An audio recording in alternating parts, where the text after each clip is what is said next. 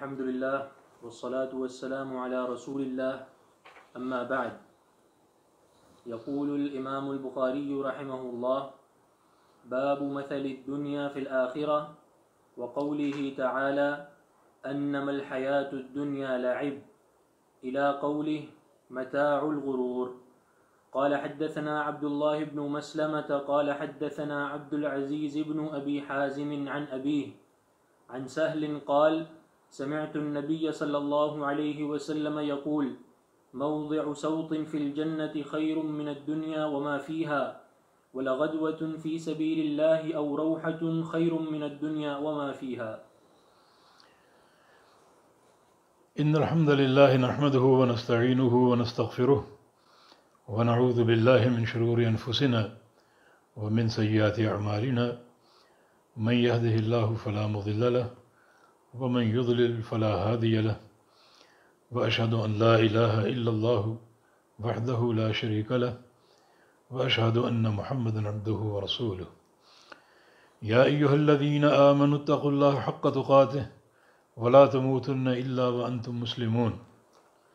يا أيها الناس اتقوا ربكم الذي خلقكم من نفس واحدة وخلق منها زوجها وبث منهما رجالا كثيرا ونساء، واتقوا الله الذي تساءلون به والأرحام إن الله كان عليكم رقيبا.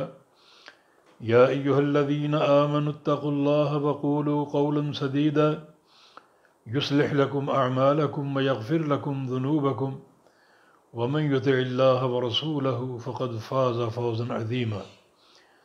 اللهم صل على محمد وعلى آل محمد كما صليت على إبراهيم وعلى آل إبراهيم إنك حميد مجيد. اللهم بارك على محمد وعلى آل محمد كما باركت على إبراهيم وعلى آل إبراهيم إنك حميد مجيد. سبحانك لا علم لنا إلا ما علمتنا إنك أنت العليم الحكيم. معزز و مکرم سامعین گرامی قدر، جس صورتحال کا ہمیں سامنا ہے اس کی مناسبت سے ایک حدیث شروع میں عرض کرنا چاہتا ہوں۔ رسول کریم صلی اللہ علیہ وسلم سے امور نجات کا سوال کیا گیا، اور نجات مطلقاً دنیا کی آخرت کی، تو آپ نے 3 امور کا ذکر کیا تھا۔ املک علیک لسانک، اپنی زبان کو اپنے کنٹرول میں رکھو۔ وابکی علی خطیئتک، اور اپنے گناہوں پر روو۔ ولیسعک بیتک، اور آپ کے گھر کی 4 دیواری آپ کے لیے کافی ہو جائے، یعنی گھروں میں بند ہو کر محصور ہو کر بیٹھ جاؤ۔ تو اس وبا کے پھیلاؤ کے دور میں انتہائی کارگر یہ نصیحتیں ہیں۔ زبان کو بند رکھنا، افواہیں نہ پھیلانا،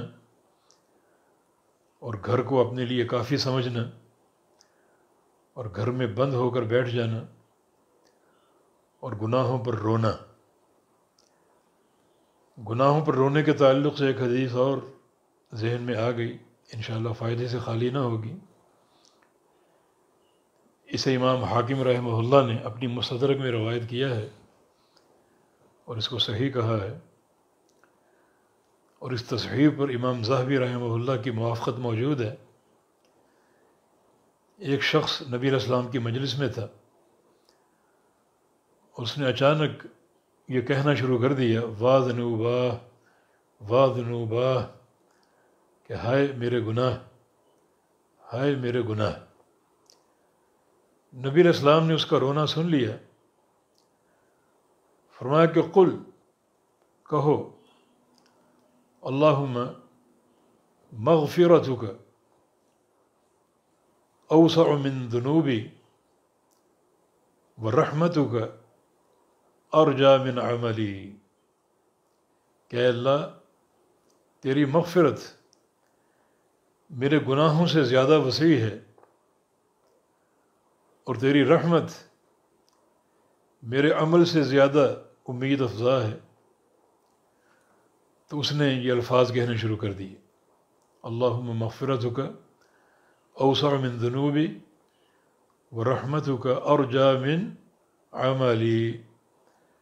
2-3 بار یہ الفاظ کہے، رسول اللہ صلی اللہ علیہ وسلم نے ارشاد فرمایا، قم فقد غفر اللہ لک، کھڑے ہو جاؤ، یقیناً اللہ تعالیٰ نے تجھے معاف کر دیا ہے۔ تو اس کے لیے ضروری ہے کہ ہم بھی گناہوں پر نادم ہوں اور بار بار استغفار کریں۔ جو اس وقت صورتحال ہے اس کا تقاضا یہی ہے، اللہم مغفرتک اوسع من ذنوبی ورحمتک ارجا من عملی۔ بارک اللہ فیکم۔ آج جو باب آپ نے سنا، باب مثل الدنیا فی الآخرہ، آخرت کے مقابلے میں دنیا کی مثال، یعنی 2 گھر ہیں، ایک دنیا کا اور ایک آخرت کا۔ بہت سے لوگ دنیا سے تعلق جوڑے بیٹھے ہیں اور بہت سوں کی توجہ آخرت کی طرف ہے، اور ان کے تمام تر تعلق کی بنیاد آخرت ہے۔ تو اس میں کون سا تعلق صحیح اور بابرکت ہے؟ اگر ہم تقابل کرنا چاہیں کہ دنیا کی کیا حیثیت ہے آخرت کے مقابلے میں، یا آخرت کا کیا مقام ہے دنیا کے مقابلے میں، تو یہ تقابل ضرور کر لینا چاہیے، جو ہمارے لیے بہت زیادہ عافیت کا باعث ہوگا اور ایک راستے کے تعین کا باعث ہوگا۔ اگر ہم یہ تقابل کر لیں، مقارنہ کر لیں کہ دنیا کی کیا حیثیت ہے آخرت کے مقابلے میں۔ امام بخاری رحمہ اللہ نے ایک آیت کریمہ سے اپنے اس باب کا آغاز کیا ہے۔ یہ سورہ حدید کی آیت مبارکہ ہے، اس کا ہم ترجمہ پیش کرتے ہیں، وَاعْلَمُوا أَنَّمَا الْحَيَاةُ الدُّنْيَا لَعِبٌ وَلَهْوٌ۔ اچھی طرح جان لو کہ بے شک دنیا کی زندگی تو صرف کھیل اور تماشا ہے، وزینت اور زینت ہے، ظاہری سجاوٹ کا نام ہے، بتفاخر بینکم، اور تمہارے آپس میں فخر کرنے کا ایک مقام ہے، ایک دوسرے سے فخر میں جیتنے کی کوشش کرنا اور سبقت کی کوشش کرنا، بتکاثر فی الاموال والاولاد، اور مال و اولاد میں کثرت کی دوڑ کہ میرا مال بڑھ جائے، میری اولاد بڑھ جائے، میرا کنبہ بڑھ جائے۔ یہ تکاثر، کثرت، اس کثرت کی دوڑ کا نام ہے دنیا۔ اس کی مثال سن لو، دنیا کی زینت، دنیا کا فخر اور کثرت کی دوڑ، کیا اس کی مثال ہے؟ کمثل غیث، ایک بارش کی مانند ہے، اعجب الکفار نباتہ، جس کے پودے کسانوں کو خوش کر دیتے ہیں۔ الکفار سے مراد کسان، زراع، زارعین، کیونکہ اس کا ایک لغوی معنی سطر، زرع بمعنی سطر، چھپا دینا، کیونکہ کسان زمین میں بیج چھپاتا ہے جس کے نتیجے میں فصلیں پیدا ہوتی ہیں، اس لیے کسان کو جو ہے وہ کفار کہا گیا۔ کفر بمعنی سطر، یعنی کفر بمعنی سطر، کہ زمین میں بیج چھپا دیا۔ تو کفار کو زرع کہا جا سکتا ہے، یا پھر کفار سے مراد وہ حقیقی کافر ہیں جو اللہ تعالیٰ پر ایمان نہیں رکھتے، تو چونکہ دنیا کی زیب و زینت اور کھیل تماشا اس کی طرف بہت زیادہ وہ مائل ہوتے ہیں، اس لیے یہاں ان کافروں کا ذکر ہے۔ تو اعجب الکفار نباتہ، اس کے پودے نے کفار کو خوش کر دیا، جو انگوریاں اور جو ہریالی اور گھاس پھوس اس سے پیدا ہوئی، ہر طرف ایک شادابی اور بہار پھیل گئی، تو کسان خوب خوش ہوا۔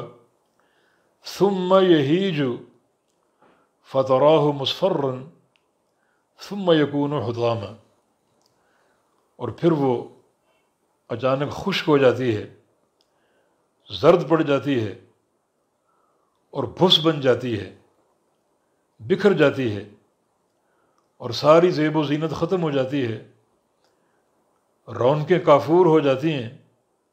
فرمایا کہ یہ دنیا کی مثال ہے کہ بظاہر چند روزہ ایک زیب و زینت کا نام ہے، مگر اس کا آخری انجام یہی ہے جس کا آپ نے سنا۔ اور پھر وفی الآخرۃ عذاب شدید ومغفرۃ من اللہ ورضوان، اور آخرت میں یا آخر میں یہ عذاب شدید باقی بچتا ہے، یہ اللہ کی مغفرت اور رضا۔ معنی اس دنیا سے جو لوگوں کا تعلق ہے اس کی دو نوعیتیں ہیں، کچھ تو وہ جو اس تعلق میں کھو جاتے ہیں اور دنیا کی زینت کو امور آخرت پر ترجیح دیتے ہیں، ان کے لیے عذاب باقی بچتا ہے اور پچھتاوا۔ اور کچھ لوگ اس زینت کی پرواہ نہیں کرتے، ایک واجبی تعلق تو ہے دنیا کے ساتھ لیکن حقیقی تعلق آخرت کے ساتھ ہے، اور وہ دنیا کی محبت کی بجائے آخرت کا فکر کرتے ہیں، تو ان کے لیے اللہ تعالیٰ کی مغفرت ہے اور اس کی رضا اور اس کی محبت ہے۔ وَمَا الْحَيَاةُ الدُّنْيَا إِلَّا مَتَاعُ الْغُرُورِ، اور نہیں ہے دنیا کی زندگی مگر دھوکے کا سامان، جس کی ایک جھلک آپ نے دیکھ لی کہ ہریالی اچانک خشکی میں تبدیل ہو گئی، اور جو فصلیں تھیں اور جو ہرے بھرے باغات تھے وہ بھس بن گئے اور ختم ہو گئے، اور جنہوں نے دنیا سے تعلق آراستہ کیا ان کے لیے پچھتاوا اور عذاب شدید باقی رہ گیا، اور جنہوں نے اس تعلق میں اعتدال رکھا اور فکر آخرت اپنا توشہ بنا لیا، سرمایہ بنا لیا، ان کے لیے خالق کائنات کی مغفرت، اس کی محبت اور رضا کے وعدے سامنے موجود ہیں، اور یہ خوش نصیب لوگ ہیں۔ تو یہ دنیا کی مثال آخرت کے مقابلے میں، آخرت ایک دائمی ٹھکانہ ہے جہاں جنت کی نعمتیں ہمیشہ میسر رہیں گی، بلکہ روزانہ بڑھتی جائیں گی، ان کا حسن، ان کا ازدہار، ان کا بہا اور ان کا جمال ہر وقت گزرنے کے ساتھ بڑھتا جائے گا۔ تو کوئی مثال ہے دنیا اور آخرت کی کہ دنیا کا انجام تباہی، ہریالیاں ساری خشک اور بربادی، اور آخرت جو جو وقت آگے بڑھے گا اس کے حسن میں، جنت کی نعمتوں میں، چمک دمک میں اور نور میں اضافہ ہوتا جائے گا۔ اب یہ دونوں چیزیں سامنے رکھ کر مقارنہ کرو کہ ہمارا تعلق کس جہاں کے ساتھ اور کس گھر کے ساتھ برقرار رہنا چاہیے۔ تو امام بخاری رحمہ اللہ نے اس آیت کریمہ کے ذریعے دنیا کی حقیقت واضح کی ہے، اور دنیا کے ساتھ تعلق کا جو ایک نقصان ہے اسے پیش کیا ہے۔ اب دنیا اور آخرت، ان دونوں کی کیا قیمت ہے یا دونوں کا کیا مقارنہ ہے، اسے بیان کرنے کے لیے حدیث بڑی واضح اور صریح ہے۔ جناب سہل بن سعد رضی اللہ عنہ اس کے راوی ہیں، فرماتے ہیں کہ سمعت النبی صلی اللہ علیہ وسلم، میں نے خود سنا نبی صلی اللہ علیہ وسلم سے، یقول، آپ یہ فرما رہے تھے، موضع صوت فی الجنہ، جنت میں ایک لکڑی کی جگہ سعود توئے کے ساتھ کوڑا یا لکڑی جس سے کسی کو مارا جاتا ہے، جس کا سائز گز بھر کا ہو سکتا ہے، 1.5-2 فٹ کا ہو سکتا ہے، ایک بالشت ہو سکتا ہے، اتنی تھی جنت کی جگہ، ایک لکڑی یا ایک کوڑے کی جنت کی جگہ خیر من الدنیا وما فیہا، بہتر ہے دنیا وما فیہا سے، یعنی پوری دنیا اور دنیا میں جو کچھ دولتیں اور ثروتیں خواہ وہ ظاہر ہوں یا چھپی ہوں وہ ایک طرف ہوں، اور جنت کی ایک بالشت کی جگہ ایک طرف ہو، تو جنت کا یہ ٹکڑا پوری دنیا وما فیہا سے بہتر ہے۔ تو یہ ایک مقارنے کے لیے حدیث موجود ہے کہ دنیا کا تقابل کر لو جنت کے ساتھ اور آخرت کے ساتھ، کہ پوری دنیا، دنیا کی ثروتیں، دنیا کی دولتیں اور قیمتی سے قیمتی پراپرٹیاں ایک طرف ہوں، اور جنت کی ایک بالشت کی جگہ ایک طرف ہو، تو جنت زیادہ قیمتی۔ بالفاظ دیگر اگر پوری دنیا آپ کو مل جائے اپنی تمام تر دولتوں اور ثروتوں کے ساتھ، اور آپ اس پوری دنیا کا سودا کر دیں، بیچ دیں، فروخت کر دیں، تو کتنا مال آپ کے ہاتھ میں آئے گا؟ اس مال کو شمار کرنے میں ساری دنیا کے کمپیوٹر فیل ہو جائیں گے، اور وہ سارا سرمایہ آپ اللہ کو پیش کر دیں کہ اس کے بدلے ہم جنت خریدنا چاہتے ہیں، تو یہ سارا سرمایہ مل کر ایک بالشت جنت کے ٹکڑے کا مول نہیں بن سکتا۔ تو پھر کیا مقابلہ ہے، کیا مقارنہ ہے دنیا کا جنت کے ساتھ اور آخرت کے ساتھ؟ یہ تقابل جو لوگ کرنے میں کامیاب ہو جائیں، یقیناً وہ اس نقطے کو سمجھ کر اپنا تعلق آخرت کے ساتھ استوار کر لیں گے، اور دنیا کے ساتھ ایک واجبی تعلق رکھیں گے، اور اپنی آخرت کو بنانے کی کوشش کریں گے۔ تو یہ تو ہے دنیا کے مقابلے میں جنت کی قیمت، کہ پوری دنیا اور دنیا کی دولتیں اور ثروتیں جمع ہو کر ایک بالشت جنت نہیں خرید سکتی۔ اسی جنت کو حاصل کرنے کے لیے کتنا عمل کافی ہوگا؟ رسول اللہ صلی اللہ علیہ وسلم نے آگے فرمایا وَلَا غَدْوَةٌ فِي سَبِيلِ اللَّهِ اور رَوْحَةٌ خَيْرٌ مِّنَ الدُّنْيَا وَمَا فِيهَا، اللہ کی راہ میں صبح کو گھر سے نکلنا، اور روحۃ یا شام کو، خیر من الدنیا وما فیہا، پوری دنیا وما فیہا سے قیمتی ہے۔ یعنی ایک بار کا یہ عمل کہ ایک انسان صبح کو گھر سے نکلے اللہ کی راہ میں، اللہ کی راہ میں جہاد فی سبیل اللہ بھی ہو سکتا ہے، اللہ کی راہ میں طلب علم کا سفر بھی ہو سکتا ہے، اللہ کی راہ میں دعوت الی اللہ کا سفر بھی ہو سکتا ہے۔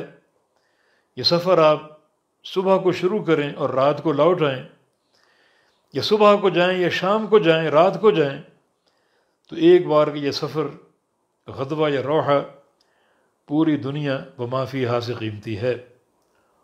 تو دنیا کے سارے خزانے اور ساری دولتیں ایک بالشت جنت کا سودا نہیں کر سکتی، لیکن یہ ایک عمل اللہ کی راہ میں، ایک نیکی اللہ کی راہ میں دنیا وما فیہا سے قیمتی ہے، اور اس کے بدلے جنت کے وعدے موجود ہیں، اور جنت کی دولتیں، خزانے جو اللہ نے اپنے پاس چھپا رکھے ہیں وہ موجود ہیں۔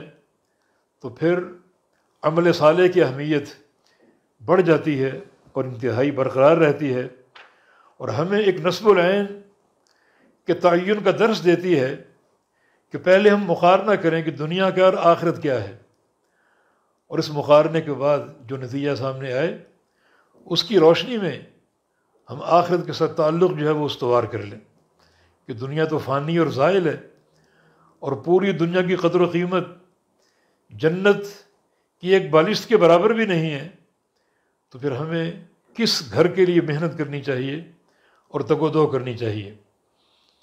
نبی علیہ السلام کی اور احادیث بھی اس نقطے کو واضح کرتی ہیں۔ مثال کے طور پہ ایک بار نبی علیہ السلام صحابہ کرام کے ساتھ تشریف لے جا رہے تھے مدینہ منورہ میں، اچانک جو مدینہ کی کچرا گاہ تھی، شہر سے ہٹ کر جہاں لوگ اپنی گندگی اور کچرا پھینکا کرتے تھے، وہاں سے گزر ہوا تو کچرے کے ڈھیر پر نبی علیہ السلام نے ایک مردہ بکری دیکھی جو چھوٹے قد کی تھی اور کن کٹی تھی۔ آپ رک گئے۔ آپ بڑے پائے کے مربی اور حکیم اور دانا تھے۔ سوچا کہ اس بکری کے تعلق سے امت کو کوئی پیغام دیا جائے، کوئی درس دیا جائے ان کی نصیحت کے لیے۔ بکری کے قریب چلے گئے اور اس کا کان آپ نے پکڑ لیا اور فرمایا کہ ایکم یشتری منی ہذہ بدرہم، کہ کون ہے جو یہ بکری مجھ سے خرید لے 1 درہم کے بدلے۔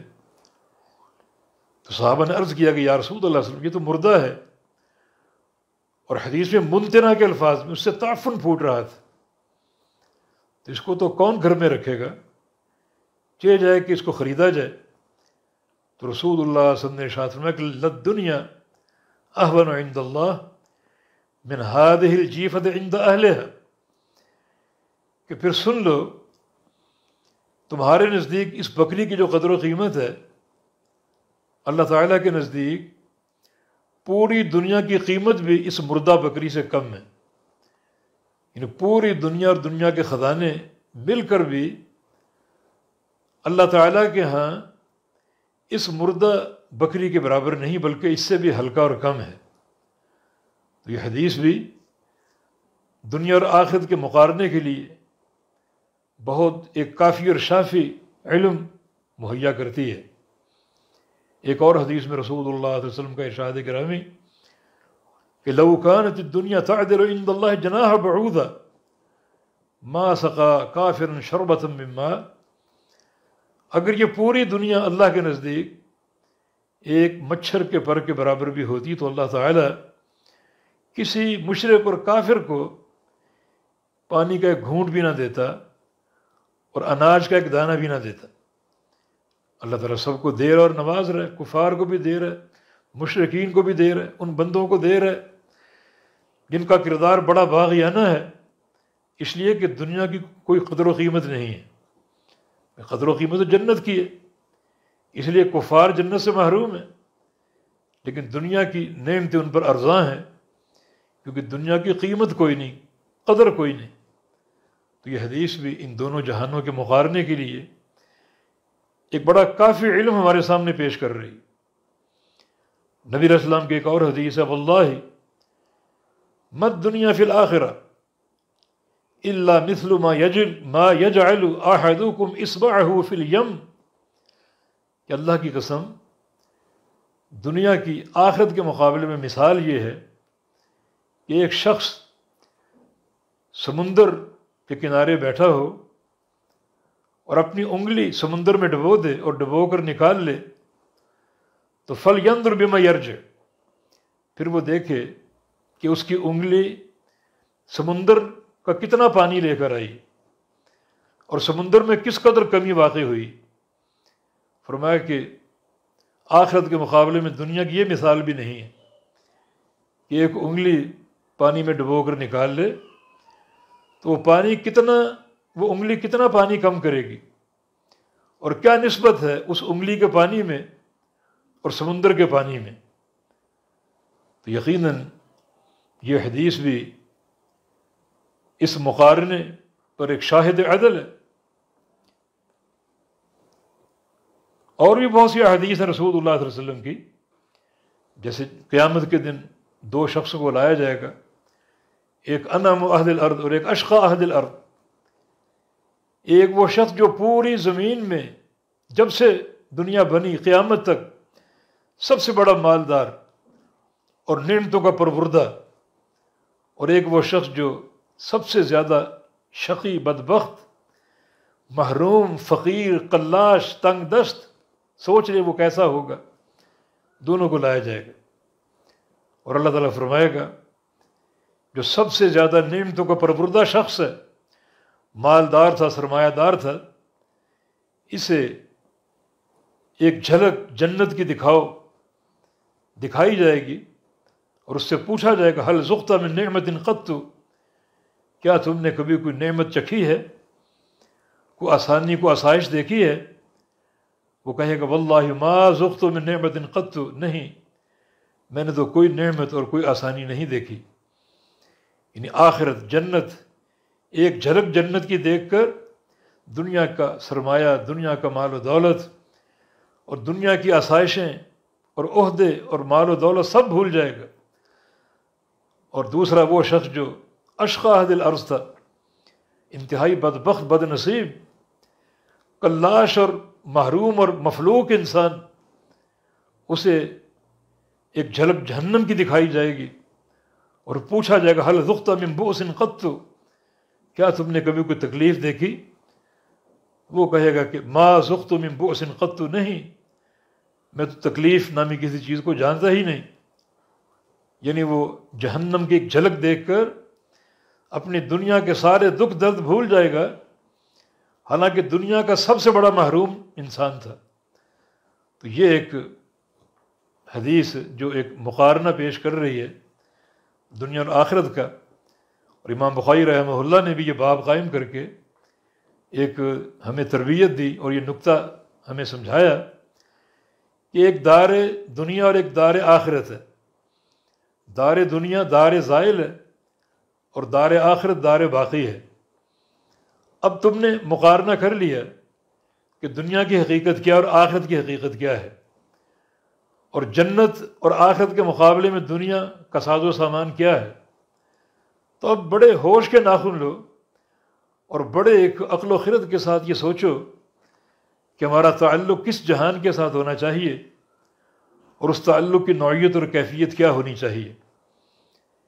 ایک چیز اور یہاں قابل غور ہے کہ یہ دنیا جو ایک دنی اور حقیر چیز ہے آخرت کے مقابلے میں، اسے کمانے کے لیے ہم دن رات ایک کر دیتے ہیں، تو غور کریں کہ وہ آخرت جو دنیا سے بہت ہی قیمتی ہے اور پوری دنیا مل کر جنت کے ایک بالش ٹکڑے کی قیمت نہیں بن سکتی، اس آخرت کو کمانے کے لیے کس قدر محنت درکار ہے۔ کہ دنیا جو ایک دنی اور حقیر شے ہے، اسے کمانے کے لیے محنت شاقہ کرنی پڑتی ہے، تو آخرت کا معاملہ جو ہے وہ اس سے بالکل مختلف ہے۔ تو کیا وہ آرام سے حاصل ہو جائے گا؟ ام حسبتم ان تدخلوا الجنہ ولما یأتکم مثل الذین خلو من قبلکم مستهم البأساء والضراء وزلزلوا، ذرا غور تو کرو، تم کیا سمجھتے ہو کہ تم جنت کو ایسے ہی پالو گے؟ سوچو کہ تم نے کیا کیا جنت کو پانے کے لیے۔ نہیں، جب تک سابقہ لوگوں کی مثالیں نہ آ جائیں جنہیں جوڑا گیا، صدموں سے دوچار ہونا پڑا اور تکلیفیں برداشت کرنی پڑی، تمہارے اندر یہ مثالیں آنی چاہیے، اور جنت کو پا لینے کے لیے جد و جہد، محنت اور ریاضت اور مشقت برداشت کرنی پڑے گی، راتوں کو جاگنا پڑے گا، اللہ کی راہ میں سفر کرنا پڑے گا، علم طلب کرنا پڑے گا اور عمل کے مراحل سے گزرنا پڑے گا۔ تو یہ بھی ایک درس ان احادیث میں ہمیں ملتا ہے۔ اللہ تعالیٰ توفیق عطا فرمائے۔ جی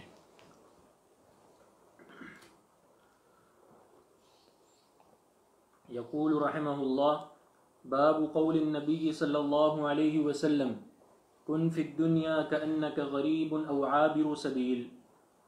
قال حدثنا علي بن عبد الله قال حدثنا محمد بن عبد الرحمن أبو المنذر الطفاوي عن الأعمش قال حدثني مجاهد عن عبد الله بن عمر رضي الله عنهما قال: أخذ رسول الله صلى الله عليه وسلم بمنكبي فقال: كن في الدنيا كأنك غريب أو عابر سبيل.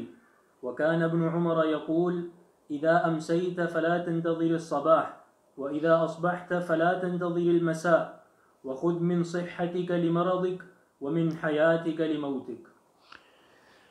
بارک اللہ فیک۔ باب قول النبی صلی اللہ علیہ وسلم: کن فی الدنیا کأنک غریب او عابر سبیل۔ یہ باب نبی علیہ السلام کی ایک حدیث پر قائم ہے جو آپ کی ایک حدیث اور ایک فرمان کا متن ہے، اسی متن پر یہ باب امام بخاری نے قائم کیا ہے۔ حدیث کے الفاظ ہے کن فی الدنیا کأنک غریب او عابر سبیل، اور یہ انہی الفاظ پر یہ باب قائم۔ باب نبی علیہ السلام کا یہ فرمان کن فی الدنیا، کہ دنیا میں ہو جاؤ، دنیا میں رہو، کأنک غریب، گویا تم مسافر ہو، او عابر سبیل، یا کسی راستے کو عبور کرنے والے ہو، کسی راستے پر گزرنے والے ہو، اس طرح دنیا میں رہو۔ تو یہ باب اس بات کی صراحت کرے گا کہ دنیا میں رہنے کا حسن ادب کیا ہے، اور آخرت کے مقابلے میں ہمارا دنیا کے ساتھ کیا ربط اور تعلق ہونا چاہیے۔ یہ حدیث نبی علیہ السلام کے صحابی عبداللہ بن عمر رضی اللہ عنہما کی روایت سے ہے، اور ان سے ان کے شاگرد امام مجاہد روایت کر رہے ہیں۔ امام مجاہد رحمہ اللہ علماء تابعین سے تھے، بہت بڑے محدث تھے، مفسر تھے، اور قرآن کے بہت بڑے قاری تھے، اور عبداللہ بن عمر کے ملازم شاگردوں میں سے تھے، جن کا وہ قصہ سنن نبی داؤد میں مروی ہے، جو اس بات کی دلیل ہوگا کہ آخر دم تک ان کی خدمت میں لگے رہے۔ جناب عبداللہ بن عمر رضی اللہ عنہما اپنی عمر کے آخری حصے میں نابینا ہو گئے تھے، تو ان کو ایک قائد کی ضرورت رہتی تھی جو ان کا ساتھ دے، ان کو لے کر جائے آئے، ان کی خدمت کرے، اور یہ خدمت اکثر امام مجاہد رحمہ اللہ پیش کیا کرتے تھے۔ تو ایک دن انہیں لے کر کہیں جا رہے تھے مدینہ سے ہٹ کر، تو ایک مسجد سے اذان کی آواز آئی، سوچا کہ نماز پڑھ لیں۔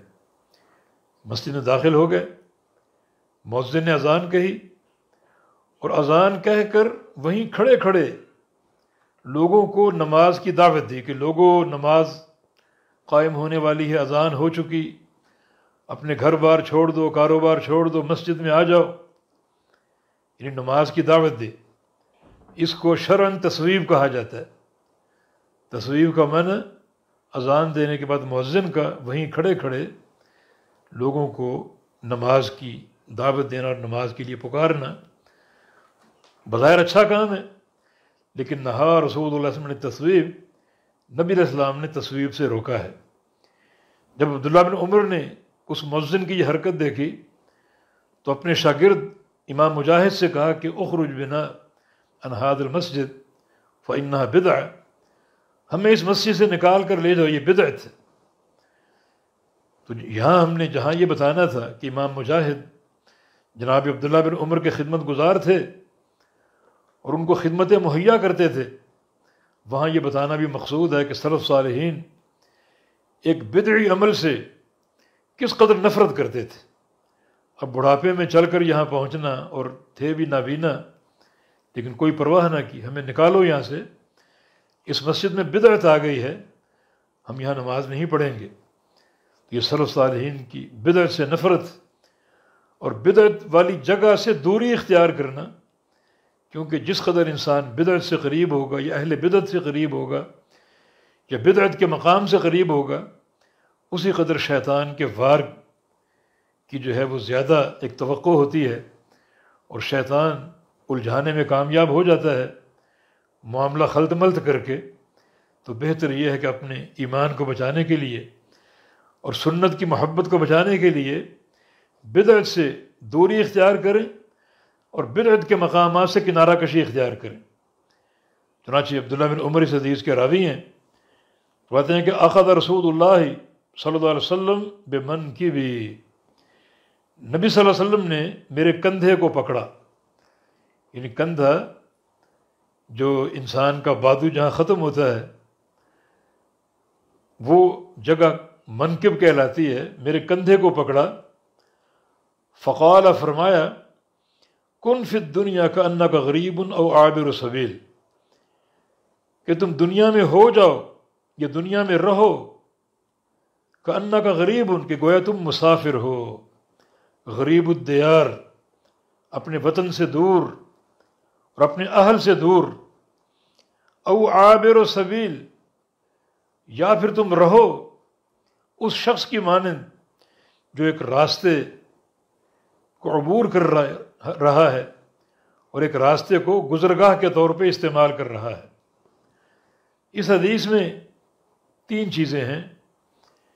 ایک ہے بندے کا اپنے وطن میں مقیم ہونا، دوسرا سفر اختیار کر کے کہیں جانا، اور تیسرا واپس لوٹتے ہوئے ایک راستے کو عبور کرنا۔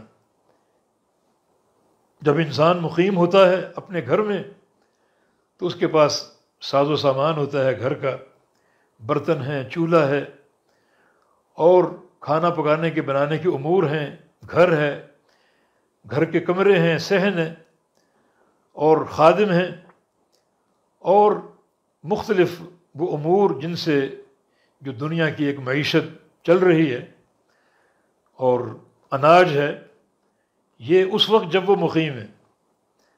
اب وہ بندہ کسی کام کے تحت سفر اختیار کرتا ہے، ایک شہر سے دوسرے شہر یا ایک ملک سے دوسرے ملک سفر اختیار کرتا ہے، تو وہ کتنا سامان لے کر جائے گا؟ کیا وہ سارا ساز و سامان، گھر کے برتن، چولہے اور اناج سب اٹھا کے لے جائے گا؟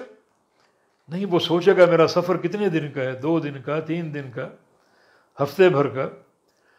تو اس سفر کے ایام کے مطابق وہ ساز و سامان ساتھ لے کر جائے گا، اس کے مطابق وہ جو بھی درہم و دینار یا روپے پیسے وہ لے کر جائے گا کہ میرے یہ رقم یا یہ سامان یا یہ کھانا پینا 2-4 دن کے لیے کافی ہوگا، پھر میں لوٹ آؤں گا۔ تو یہ ایک دوسری حیثیت ایک انسان کی کہ وہ سفر اختیار کیے ہوئے کہیں جا رہا ہے اور کسی مقام پر پہنچ گیا اور وہاں وہ ایک مسافر کی حیثیت سے موجود ہے۔ اور تیسرا ایک شخص کا چلنا راستے کو عبور کرنے کے لیے، تو چلنے والا شخص کتنا سامان اٹھا کر چلے گا؟ کیا وہ چاہے گا کہ وہ اپنے سر پہ ایک بوجھ اٹھائے چلے؟ نہیں، وہ ہلکے سے ہلکا ہو کر چلنے کی کوشش کرے گا۔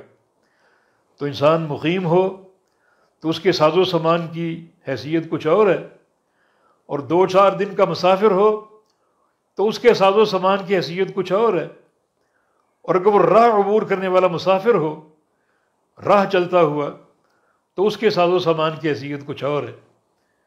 تو رسول اللہ صلی اللہ علیہ وسلم نے یہاں وہ حیثیت وعدے کی ہے کہ یا تو تم غریب الدیار مسافر بن کر رہو، یعنی ایسا مسافر جس کے پاس ساز و سامان بقدر سفر ہے، 2 دن کا، 4 دن کا، مہینے بھر کا، اور یا پھر اس شخص کی مانند بن جاؤ جو مسافر بن کر کہیں ڈیرا جمائے ہوئے نہیں ہے، بلکہ سفر سے لوٹ رہا ہے اور ایک رستہ بطور گزرگاہ کے وہ عبور کر رہا ہے، تو کتنا ساز و سامان اس کے ساتھ ہوگا؟ انتہائی کم۔ تو کم سے کم یہ تعلق دنیا کے ساتھ قائم رکھو تاکہ یہ انتہائی کم ساز و سامان آخرت کی راہ میں اور آخرت کی تیاری میں حائل نہ ہو، اور یہ ایک روش اور یہ ساز و سامان تمہارے لیے ہلکے پن کا باعث ہو، اور تم اس ساز و سامان کے ساتھ ساتھ فکر آخرت کر سکو، اور وہ سفر جو آخرت کی طرف گامزن ہے اس پر صحیح طریقے سے تم چل سکو اور اس کو اختیار کر سکو۔ اس حدیث کی ایک سند میں جو بطریق لیث مروی ہے، اس میں ایک جملے کا اضافہ بھی ہے، وعود نفسک فی اہل القبور، فرمایا کہ تم اپنے آپ کو شمار کرو اہل قبور میں۔ یہ نہ سمجھو کہ میں زندہ چلتا پھرتا انسان ہوں کہ جس کو تعلق دنیا کا شوق ہو، بلکہ اپنے آپ کو اہل قبور میں شمار کرو۔ اور اہل قبور جو لوگ قبروں میں پہنچ جائیں وہ بہت زیادہ دنیا سے تعلق کشیدہ کر لیتے ہیں، کوئی ان کا دنیا کا شوق اور ذوق باقی نہیں رہتا، بلکہ دنیا میں جو ان کی غفلت کے اوقات تھے وہ یاد کر کے پریشان ہوں گے، دنیا دنیا کرتے کرتے جو وقت گزرا اسے یاد کر کے پریشان ہوں گے۔ تو نبی علیہ السلام نے ان دنیا سے انتہائی کم سے کم تعلق کو واضح کیا ہے، حتیٰ کہ آخری مرحلہ یہ ہے کہ اپنے آپ کو زندوں میں شمار نہ کرو، اہل قبور میں شمار کرو۔ تو اہل قبور کا دنیا سے کیا ربط ہوگا اور کیا تعلق ہوگا؟ کوئی تعلق نہیں ہوگا۔ تو یہ تعلق بالکل نہ ہونے کے برابر ہو۔ اگر آخرت کی کامیابی چاہتے ہو اور سفر آخرت کو تم بہت اچھے طریقے سے اختیار کرنا چاہتے ہو تو پھر یاد رکھو کہ دنیا اور آخرت کا تعلق آپس میں متضاد ہے۔ اگر دنیا کے ساتھ گہرا ربط ہوگا تو آخرت کے ساتھ نہیں ہوگا، اور اگر آخرت کے ساتھ ہوگا دنیا کے ساتھ نہیں ہوگا۔ بالکل ایک اعتدال کا راستہ قائم کر کے اس تعلق کو اختیار کرو۔ تو یہ بات آپ نے جناب عبداللہ کو سمجھائی، ان کے کندھے پر ہاتھ رکھ کر۔ کندھے پر ہاتھ رکھنے کا معنی ان سے اظہار محبت۔ دوسرا معنی یہ ہے کہ ان کی توجہ آپ نے اپنی طرف مبذول کی۔ بعض اوقات شیخ جو اعلیٰ پائے کا مربی ہو اور وہ شاگرد کی توجہ پوری کی پوری چاہے، یکسوئی چاہے، تو وہ اس کے سر پہ یا کندھے پہ ہاتھ رکھ لیتا ہے اس کو متوجہ کرنے کے لیے اور اس کی توجہ کو طلب کرنے کے لیے۔ تو نبی علیہ السلام نے ان کی توجہ طلب کرنا چاہی، جو اس مسئلے کی اہمیت کی دلیل ہے، وہ یہ نصیحت آپ نے فرمائی۔ اور ساتھ ساتھ یہ فرمایا اذا امسیت فلا تنتظر الصباح واذا اصبحت فلا تنتظر المساء، جب تم شام کرو تو صبح کا انتظار نہ کرو، ہو سکتا ہے صبح سے قبل موت واقع ہو جائے۔ وَإِذَا أَصْبَحْتَ، جب تم صبح میں داخل ہو تو فَلَا تَنْتَظِرِ الْمَسَاء، تو شام کا انتظار نہ کرو، ہو سکتا ہے شام آنے سے قبل تمہاری موت واقع ہو جائے۔ وَخُذْ مِنْ صِحَّتِكَ لِمَرَضِكَ وَمِنْ حَيَاتِكَ لِمَوْتِكَ، یہ کلام عبداللہ بن عمر کا رضی اللہ عنہما۔ عبداللہ بن عمر یہ فرمایا کرتے تھے اذا امسیت فلا تنتظر الصباح، جب تم شام کرو تو صبح کا انتظار نہ کرو، اور جب صبح کرو تو شام کا انتظار نہ کرو۔ وخذ من صحتک لمرضک ومن حیاتک لموتک، اور اپنی صحت میں سے کچھ حصہ لو اپنے مرض کے لیے، اور اپنی زندگی سے کچھ حصہ لو اپنی موت کے لیے۔ جو ایام صحت ہیں ان میں اللہ تعالیٰ کی عبادت کر کے اس عبادت کو اپنے ایام مرض کے لیے رکھو۔ مانا جب مریض ہو جاؤ گے تو بہت سی عبادتیں چھوٹ جائیں گی، تو قبل اس کے کہ یہ مرض واقع ہوں، حملہ آور ہوں، تو اپنی صحت کے ایام کو غنیمت جانتے ہوئے اللہ تعالیٰ کی عبادت کرتے رہو، تاکہ یہ عبادت ایام صحت میں کام آئے۔ اور نبی علیہ السلام کی حدیث بھی ہے جس میں آپ نے ایک عظیم جو ہے وہ امت پر اللہ تعالیٰ کے احسان کو ظاہر کیا اور ثابت کیا کہ اذا مرض احدکم او سافر، کوئی بندہ اگر بیمار پڑ جائے یا سفر اختیار کر لے تو کتب اللہ له من الاجر مثل ما كان يعمل صحیحا مقیما، تو اللہ تعالیٰ اس کو وہی اجر دیتا ہے جو وہ صحت اور اقامت کی حالت میں کرتا تھا۔ مانا بندہ بیمار ہو گیا تو بہت سے کام نہیں کر پاتا کیونکہ مریض ہو چکا ہے، لیکن اگر وہ صحت میں وہ کام کرتا تھا تو اللہ وہ اجر اس کے بحال رکھے گا اور اس کو ملتے رہیں گے۔ اور بندہ اگر مسافر ہو گیا تو بہت سے کام اسے چھٹ جاتے ہیں، تو اللہ تعالیٰ سفر کی زندگی میں اگر وہ کام مقیم ہونے کی حالت میں کیا کرتا تھا تو اجر اس کو دیتا رہے گا۔ یہ بے تحاشا ایک عظیم احسان کے طور پر یہ بات ہے کہ اگر ہم اپنی صحت اور اقامت کی حالت میں نیکیاں کرتے رہیں، بعد میں اگر بیمار پڑ جائیں یا سفر اختیار کرنا پڑ جائے تو ثواب کا سلسلہ رکے گا نہیں، تھمے گا نہیں، بلکہ جاری وساری رہے گا، جو کہ دین کا ایک بڑا انعام مسلمانوں کے لیے۔ اور ساتھ ہی رسول اللہ صلی اللہ علیہ وسلم نے فرمایا کہ خذ من صحتک لمرضک ومن حیاتک، ساتھ ہی عبداللہ بن عمر نے یہ فرمایا وخذ من صحتک لمرضک، تو اپنی صحت میں سے اپنے مرض کے لیے حصہ پکڑو اور اپنی زندگی سے اپنی موت کے لیے کہ زندگی میں تیاری کرو کہ جب بھی موت آئے تو تم اس کے لیے مستعد ہو، اور وہ تیاری جو ہے وہ مرنے کے بعد تمہارے کام آ جائے۔ ایک مرفوع حدیث میں نبی علیہ السلام کے الفاظ بھی منقول ہیں، اور یہ حدیث مستدرک حاکم کی ہے۔ فرمایا کہ اغتنم خمسا قبل خمس، 5 چیزوں کو غنیمت جانو 5 چیزوں سے پہلے۔ شبابک قبل حرمک، بڑھاپے سے پہلے جوانی کو غنیمت جان لو۔ بصحتک قبل سقمک، اور بیماری سے قبل صحت کو غنیمت جان لو۔ اور وغناک قبل فقرک، اور فقیر ہونے سے پہلے اپنے غنی ہونے کو غنیمت جان لو۔ بفراغ قبل شغلک، اور مشغول ہونے سے قبل اپنی فراغت کو غنیمت جان لو۔ بحیاتک قبل موتک، اور موت سے قبل زندگی کو غنیمت جان لو۔ تو یہ زندگی اور یہ فراغت اور یہ صحت اور یہ تونگری اور یہ غنا اللہ تعالیٰ کی نعمتیں، اور یہ صحت اللہ تعالیٰ کی نعمتیں ہیں۔ تو اس صحت کو، غنا کو، زندگی کو تج دو اللہ تعالیٰ کی اطاعت میں، عمل صالح میں، تاکہ صحت کا عمل بیماری میں کام آئے، فراغت کا عمل مشغولیت میں کام آئے، غنا کا عمل فقر پہ کام آئے، زندگی کا عمل موت کے بعد کام آئے۔ تو یہ سوچ کر تم نیکیاں اختیار کرو، اور ان مراحل کو زیادہ سے زیادہ جو ہے وہ کارآمد بناؤ اللہ تعالیٰ کی اطاعت کے لیے اور اللہ تعالیٰ کو راضی کرنے کے لیے۔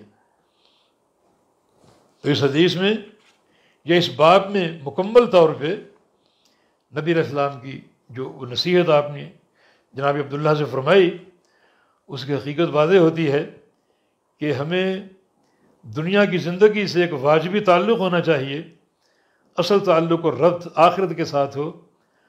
اسی ربط کو اپنے سامنے رکھتے ہوئے دنیا کی تیاری کی جائے، اور دنیا میں رہ کر تیاری کی جائے، اور آخرت کا سامان پیدا کیا جائے۔ رسول اللہ صلی اللہ علیہ وسلم کی حدیث ہے الدنیا مزرعۃ الآخرہ، کہ دنیا آخرت کی کھیتی ہے۔ یعنی آج جو یہاں بوو گے اور کاشت کرو گے وہ قیامت کے دن آپ کے سامنے ہوگا، اس کو کاٹ لو گے۔ اگر خیر کاشت کرو گے تو خیر جو ہے وہ قیامت کے دن مل جائے گی، تمہارے سامنے بڑھ چڑھ کر پیش ہوگی۔ اور اگر شر بوو گے تو قیامت کے دن وہ شر آپ کے سامنے آ جائے گا، اور وہ آپ کے سامنے ہوگا، اور پھر وہ ایک ایسا خسارہ ہوگا جس کی تلافی کی کوئی صورت نہ ہوگی۔ من یعمل مثقال ذرۃ خیرا یرہ ومن یعمل مثقال ذرۃ شرا یرہ، جو بندہ ایک ذرے کے برابر آج خیر کرے گا اسے دیکھ لے گا قیامت کے دن، اور جو بندہ ایک ذرے کے برابر شر کرے گا اسے وہ قیامت کے دن دیکھ لے گا۔ یعنی ایک ذرے کے برابر خیر اور شر قیامت کے دن سامنے آئے گا، اور ذرے سے مراد وہ شے ہے جس سے چھوٹی کوئی شے نہ ہو۔ ایک حقیر سے حقیر عمل بھی، نیکی بھی قیامت کے دن سامنے آئے گی، اور ایک حقیر سے حقیر شر اور گناہ بھی قیامت کے دن سامنے آئے گا۔ تو پھر ان ایام حیات میں ہمیں صحیح معنی میں سوچ و بچار کرنا ہے، اور سوچنا ہے کہ آخرت کی تیاری کے کیا تقاضے ہیں۔ تو یقیناً تیاری آخرت کی ہمارے سامنے رہے، اور جو دنیا کی محبت بہت زیادہ پالنے کی کوشش نہ کریں، اور ہمیشہ اس دنیا کی محبت کا علاج کریں آخرت کی تیاری کے ساتھ اور آخرت کے فکر کے ساتھ۔ یہ دعوت قرآن کریم نے بار بار دی ہے۔ سورہ اعلیٰ کا ایک مقام ہم پڑھ لیتے ہیں، ایک ترتیب کے ساتھ دعوت موجود ہے۔ اللہ تعالیٰ کا فرمان قد افلح من تزکیٰ وذکر اسم ربہ فصلی، کہ جو شخص پاک صاف ہوا عقیدتاً و عملاً ظاہراً و باطناً، اور پھر اپنے رب کا ذکر کرتا رہا اور نماز قائم کر لی، وہ فلاح پا گیا۔ یعنی یہ کامیابی کے 3 اصول، تزکیہ نفس، ذکر الہی اور نماز کی اقامت، وہ فلاح پا گیا۔ یہ اصول ثلاثہ جو بندہ اپنا لے اس کے لیے فلاح اور کامیابی ہے، تو کام تو بہت آسان ہے، تو پھر لوگ اس پر آمادہ کیوں نہیں ہوتے؟ اس لیے کہ ایک مرض ہے لوگوں کے سامنے، اس مرض کی تشخیص آگے ہو رہی ہے کہ بل تؤثرون الحیات الدنیا، کہ تم تو دنیا کی زندگی کو ترجیح دیتے ہو، تو یہ پھر ان اصولوں پر کیسے آؤ گے؟ آخرت کمانے کی کوشش کیسے کرو گے؟ تمہارا مطمع نظر مکمل طور پہ دنیا ہے، تم دنیا کے متکلب اور پجاری بن چکے ہو، تو پھر آخرت کا خیال کیسے آئے گا؟ حصول آخرت کے لیے یہ 3 آسان سے اصول بھلا کیسے اپنا پاؤ گے؟ تو آؤ اس دنیا کی محبت کے بت کو توڑو اور اس کو پاش پاش کرو۔ اس کے لیے کیا علاج ہے؟ وہ آگے ذکر کیا گیا، والآخرۃ خیر و ابقیٰ، کہ تمہیں یہ بات معلوم ہونی چاہیے کہ آخرت سب سے بہترین اور ہمیشہ باقی اور قائم رہنے والا گھر ہے۔ تو یہ ایک ترتیب ہے کامیابی کے لیے، 3 اصول، رکاوٹ دنیا کی محبت، اور دنیا کی محبت کا علاج فکر آخرت ہے۔ تو یہ موضوع قرآن پاک میں بار بار ذکر ہوا، بار بار اس کو دہرایا گیا کہ جو اخروی تیاری کے راستے میں جو چیز حائل ہے ایک بت کے طور پر، وہ دنیا کی محبت ہے، اور دنیا کی محبت کا علاج فکر آخرت ہے۔ آخرت کا سوچو اور قرآن و حدیث کے وہ مقامات پڑھو جو واقعی رقائق پر مشتمل ہیں، جن سے دلوں میں نرمی پیدا ہوتی ہے اور بندہ دنیا کی محبت سے اپنے آپ کو دور رکھتے ہوئے اپنی آخرت کی فکر اور آخرت کی تیاری کرے گا۔ سورہ والعادیات کا موضوع بھی یہی ہے تقریباً، اس میں بھی انسان کی غفلت کا ذکر ہے اور انسان کی ناکامی کے اسباب کا ذکر ہے۔ ان الانسان، کہ بے شک انسان، لکنود لربہ لکنود، اپنے رب کا ناشکرہ ہے، اس مرض میں مبتلا ہے، اور انسان کو معلوم ہے وہ اس مرض میں مبتلا ہے، اللہ تعالیٰ کا ناشکرہ ہے۔ اور اس کا وجہ کیا ہے؟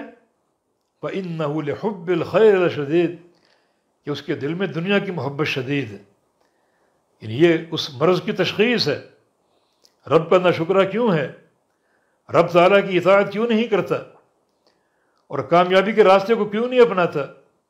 کیونکہ اس کے سامنے ایک بت ہے بہت بڑا، اور وہ دنیا کی محبت، دنیا کی زیب و زینت، دنیا کا تفاخر اور تکاثر، جس کا ذکر آپ نے پڑھا سورہ حدید کی آیت کریمہ میں، تو یہ اس مرض کا سبب ہے۔